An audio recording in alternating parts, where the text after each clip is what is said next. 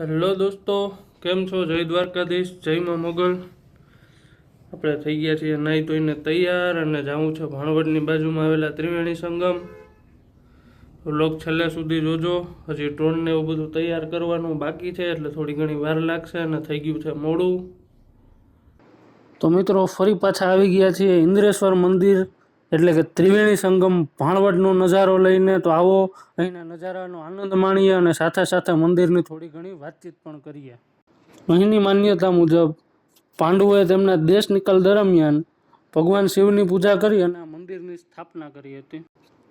વાત કરીએ અહીંયા લોકેશનની, તો ભાણવડથી ખંભાળિયા જવાના રસ્તા પર 3 નદીઓના સંગમ સ્થળ વચ્ચે આવેલું આ પ્રાચીન ઇન્દ્રેશ્વર મંદિર ત્રિવેણી સંગમને કારણે નયનરમ્ય સ્થળ તરીકે પ્રવાસીઓમાં આકર્ષણનું કેન્દ્ર બન્યું છે.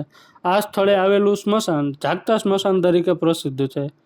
ઇન્દ્રેશ્વર સરોવર નામનું આ વિશાળ સરોવર આ સ્થળની સુંદરતામાં વધારો કરે છે.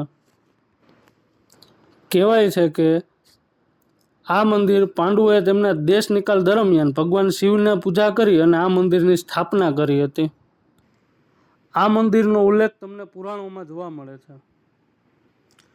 ત્રિવેણી ઘાટ અને તેમાં આવેલા શિવજીના આ મંદિરના દર્શન માત્રથી તન મનને શાંતિ પ્રાપ્ત થાય છે. અહીં આવતા ભક્તોનું કહેવું છે, જ્યારે ઇન્દ્રેશ્વર મહાદેવના દર્શન કર્યા બાદ ત્રિવેણી ઘાટ પર પહોંચીએ છીએ ત્યારે ભવિષ્ય અને ભૂતકાળ વિસરાઈ જાય છે અને મન એકદમ શાંત થઈ જાય છે. મિત્રો, અહીં ચોમાસા દરમિયાન આ પ્રકૃતિ 16 કળા ખીલી ઉઠે છે. મિત્રો, વ્લોગ શૂટિંગ બાદ અહીંયા પૂજારીને મળતા મને એક નવાઈની વાત જ જાણવા મળી. એનું કહેવું એવું થાય છે કે આ મંદિરમાં વહેલી સવારે આપમેળે જ પૂજા થઈ જાય છે. મંદિર રાત્રે કોઈ પૂજારી રોકાતા નથી. રાત્રે મંદિર સંપૂર્ણ બંધ હોય છે.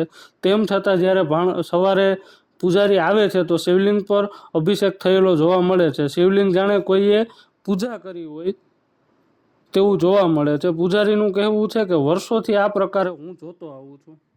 તો મિત્રો, મળીએ હવે નેક્સ્ટ વિડીયોની અંદર. ત્યાં સુધી આપ અને આપનો પરિવાર ખુશ રહે એવી માં મોગલના ચરણોમાં પ્રાર્થના. અને મિત્રો, જો વિડીયો ગમ્યો હોય તો લાઇક કરો, શેર કરો, સબસ્ક્રાઈબ કરો. અને હવે નેક્સ્ટ વિડીયો તમે ક્યાંનો જોવા માગો છો એ જરૂરથી કમેન્ટ બોક્સમાં જણાવજો.